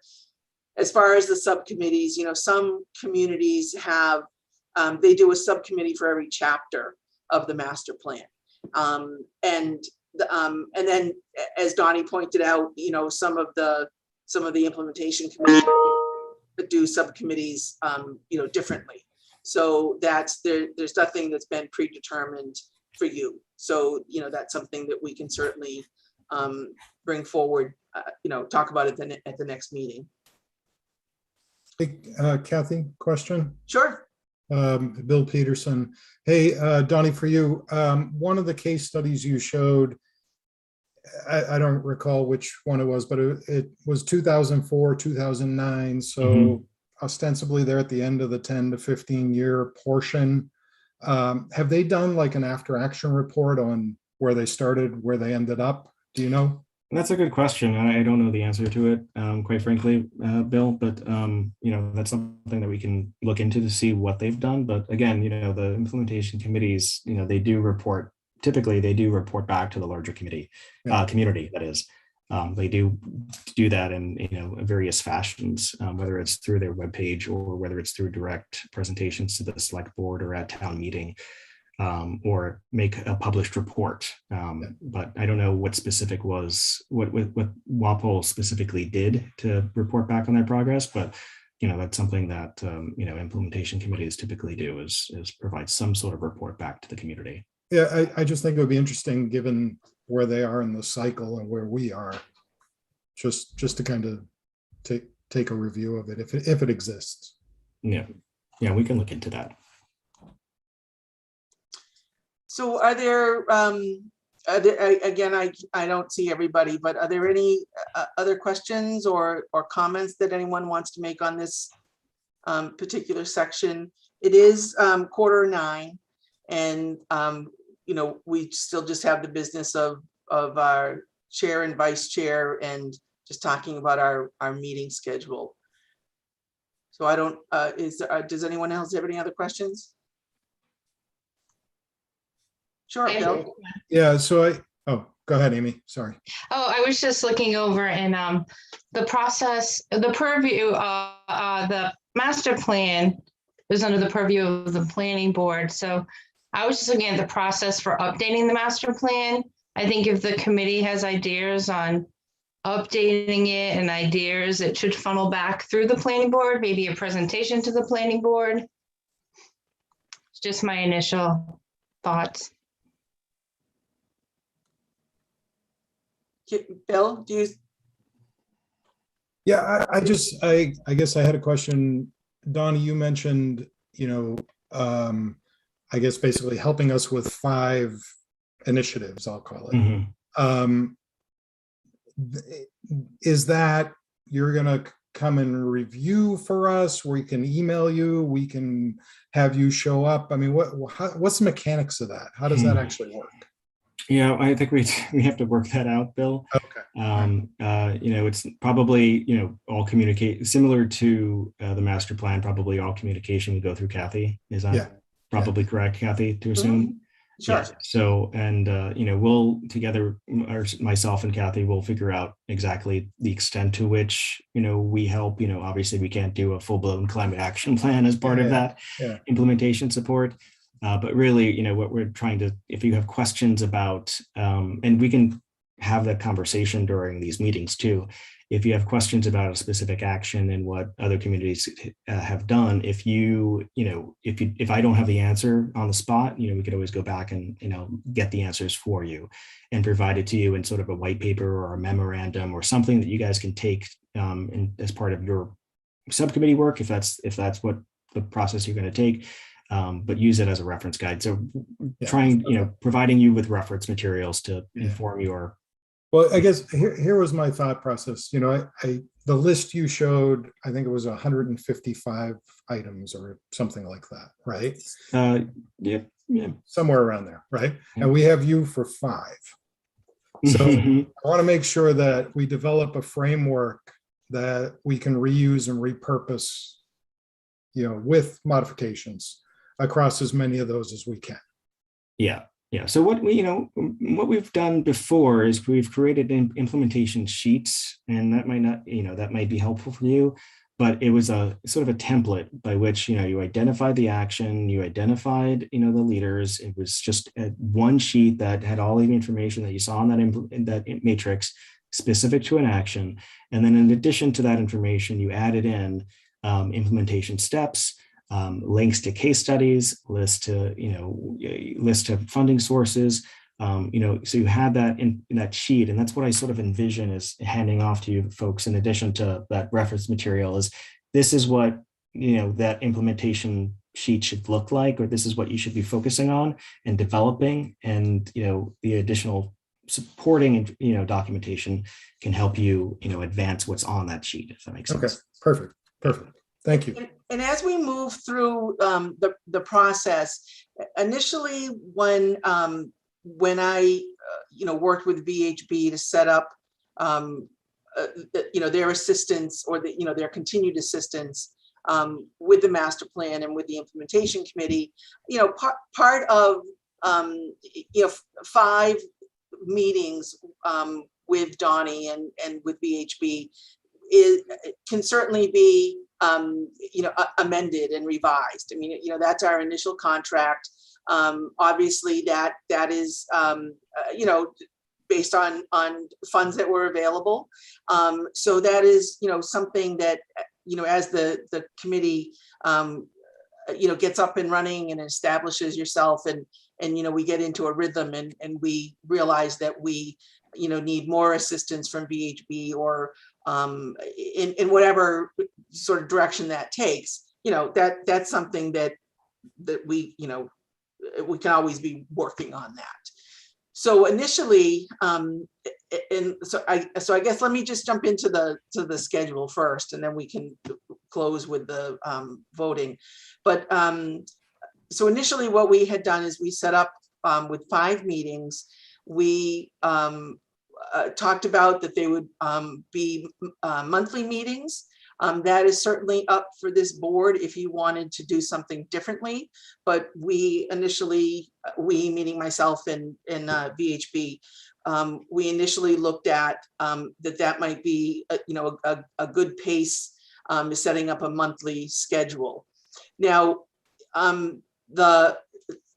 when I looked at, because we're still obviously doing Zoom meetings, and it looks like we're going to be doing that for certainly the foreseeable future. So when I looked at the calendar, as far as we only have so many licenses in the town, and obviously there's a lot of boards that share those licenses. So it was narrowed down to, and also as far as staff availability with other boards that I work with and other meetings that I have to attend. So it was narrowed down to Thursdays. And then that was further narrowed down to the first and third Thursday. And then with Donnie and I looking at our calendars, what we're suggesting is that that you could set up a monthly meeting of the third Thursday of every month. And at 7 o'clock, I mean, you can pick whatever time, if you wanted to meet earlier, that's probably fine. I mean, that's all up to you. But so initially I wanted to throw that out there about the third Thursday of the month. And so that brings us to, your next meeting would following that schedule would not be until October 21st. So I'm thinking that we might want to meet sooner than that, because we're meeting at the beginning of the month now. I don't know, again, this is entirely up to you. And I did not check availability with Donnie beforehand, but if you possibly wanted to meet again in September, the third Thursday is September 23rd. Actually, that's the fourth Thursday. So forget that. I've got to check on the availability of that. So we could, I'm just looking at the calendar. I can double check on that, because I believe that there's a standing committee that uses the license on the second and fourth Thursday. Jim, if you're still on, are you involved with that second and fourth Thursday? So I have nothing on I'm not seeing anything on my calendar. I'm not sure. It may be a meeting I'm not scheduled for, but I'm seeing nothing on the 23rd or the 30th, if those are the days you're talking about. But again, I'm not sure if I'm getting everything on my calendar. Okay. So so you could do one of two things, and I don't mean to make this more confusing than it needs to be.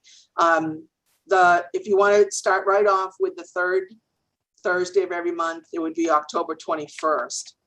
If you want to if you want me to double check on the 23rd, which is the fourth Tuesday, or in September, there's Thursday. There's 5 Thursdays.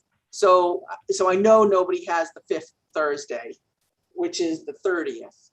So I don't know if people want to meet again in September, and we could go for the 30th. And then you can go on to the October 21st schedule. My sense would be that I think there's some organizational stuff that we need to accomplish. So I think the sooner we can get together to talk about just how we get organized would be a good idea. So if we could meet again in September, that would make sense. Personally, I'm not sure what other people's calendars look like. I'm just looking at my calendar. The 23rd would be a better day for me than the 30th, but if the 30th is better for everybody else, I could switch things around. So the only thing that as far as this being a public meeting and establishing the next meeting date, is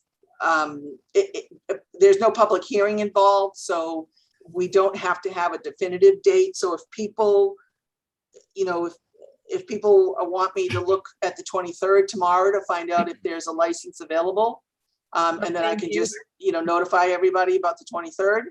Kathy, I have open house for Proctor School that night. Okay, all right, so that might involve some other people too, Ashley. Kathy, why don't you try a show of hands for the 30th? And you know that that's open, so isn't that? Yeah. So Well, how does that work for folks? The 30th? I can tell you that's the one day during the end of the month that I'm not available. Oh. I'll be up in Hanover, New Hampshire, kickstarting a master plan up there. Oh, I'll be in that town all day and night. Okay. So I think we could take the information that Donnie is going to email us, send us with the sort of organizational stuff and work with that and make some organizational decisions. I don't think we need Donnie here to do that. Okay. True. All right. Save his advice for when we have some action items. Right. Yeah. So we can, okay, so I will, I'll set that up tomorrow for the 30th at 7 o'clock. And then, then we can go to the third Thursday of every month. So your meeting after that would be October 21st. Okay. That works. All right. And then, so for the last item, just to close out the agenda, 3 minutes remaining if we stick to the agenda time, is again back to the chair and vice chair. Yeah, Fran? Right, well, so since Rick expressed interest and he does have the experience, I'd like to nominate Rick Leaf for chairperson of the steering implementation committee. Second. Okay. Are there, okay, so it's been, the motion has been made, there's been a second. Are there any other nominations? I'd like to nominate Ashley Davies for chair. She also has experience. She was on the steering committee. I second. Okay. Okay, so we have Rick Leaf as a nominee, Ashley Davies. Any other nominations? Kathy? Yep. Can I just ask, who are the other at-large members? I know Fran and I are both at-large. Sure, the at-large members are I am. Fran, Jean Kennedy, Dario. Rick Leaf, John Campbell, and Dario. So there are 6 at-large members. And I'm the largest of the at-large. You win. That matters. I resemble that comment. Shall we nominate you? Oh, no. So any other nominations for chairperson? I just want to comment because I actually have never met anybody here. So part of me didn't want to vote, but then I spent a couple days calling people who knew most of the people here. And it's funny that Ashley got nominated because of the people I talked to, the things that I thought were important. She got 2 people said intelligent, 1 said a lawyer, 5 said she was fair, 3 said 3 kinds, 2 considerates, 1 said she was a mom, and 4 said she was honest. I will second the vote for Ashley based on my research and not knowing a single person. Oh, thank you. That was nice. It wasn't me, it was other people. I honestly, I don't know anybody here, but I tried to do something so they could at least learn and try to help. So if we don't have any other nominations, then we'll close the nominations for the chairperson. And we'll vote in order of how people were nominated. So people voting in favor of Rick Leaf being chairperson, if you could all raise your hands. I think you have to do a roll call, Kathy. Oh, that's true. That's true. I'm sorry. We do have to do a roll call vote. So those that are saying yes to Rick, if you could just say your name. All of roll, Kathy, I think. I'm sorry, you actually have to say the people's names and they have to either say yes or no. Oh, okay. Oh, so I go through the whole committee. Okay, I believe so. Rick Leaf, Yes. Fran Baxter, Yes. Jean Kennedy, Yes. John Campbell, We're voting, we're saying who we're voting for, or we're saying yes for Rick? What are you asking? you're voting for Rick. Yes for Rick. Adrian, Yes, for Rick. okay. Amy, No, nothing against you, Rick. I nominated Ashley. okay, Jean Cahill, I hate this. I'm sorry. I feel so divided and I just don't know well enough. So I'm going to abstain. okay. Okay, Ashley, Do I abstain or do I have to, I vote? No, no. you're gonna vote no? Okay, Dario, No, Tracy, No. Millie, No. and Bill. Yeah, I'm with Gene. This is awful. This is why, who thought this was a good idea? Well, every No, I know committee, it's the democratic process and all that, but I don't know either one of these people. Bill, are you a Libra as well? I'm a Virgo, I'm a Libra. a late Virgo, like last day. Late. Oh, all right. I mean, I think we have our chair and our vice chair, right? It's just a matter of semantics at this point. Yeah. Right. Yeah. So I'm going to say no, because I don't even know where we are. okay. You still have Julianne, Kathy. Yeah. Yep, no, I haven't gotten there yet. And I'm just going by how my screen is arranged. And Julianne, No. okay, so we have 5 5 yeses, 7 no's, and 1 abstention. Right. Okay, now for Ashley Davies, for those voting yes. So I'll start with you, Julianne. Yes. I'm sorry, Oh, Kathy. Fran, point of order, right? Yeah, point of order. You don't have to do it a second time because there's only 2 people. And unless somebody's going to change their vote, the vote would be by default, Ashley has more yes votes than Rick. Okay, so even though the voting hasn't occurred, that I think to Bill's point, the 2 of them are interested and willing. I think, I mean, again, I think that we are a committee that can adopt the Roberts rules with some latitude. Unless somebody's going to change their mind, it's just kind of semantics. okay. I can see the election to Ashley.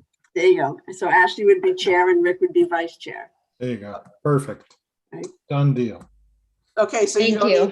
You don't need to hold a Thank you. separate vote for vice chair. Unless someone on the committee feels it's necessary. I don't. Anyway, okay, I mean, Okay. I just me. I know. Congratulations to you both. Yeah. okay, We'll so back in. Ashley as More chair. important, thank and- you. And And Rick thank you. as vice chair. Okay, and then the next, again, the next meeting will be September 30th amongst the committee members. And then October 21st, we'll be back again and we'll be with, Donnie will join us on that meeting. Okay, Yeah. Sounds So good. just for clarity, Kathy, so the meeting on the 30th is going to be logistics and how you guys are going to be setting up. And then the meeting on October 21st is going to be starting to have those discussions about what actions the committee wants to prioritize and move forward with. Is that Yes. the breakdown? Okay. yes, yep, yeah, so as far as the,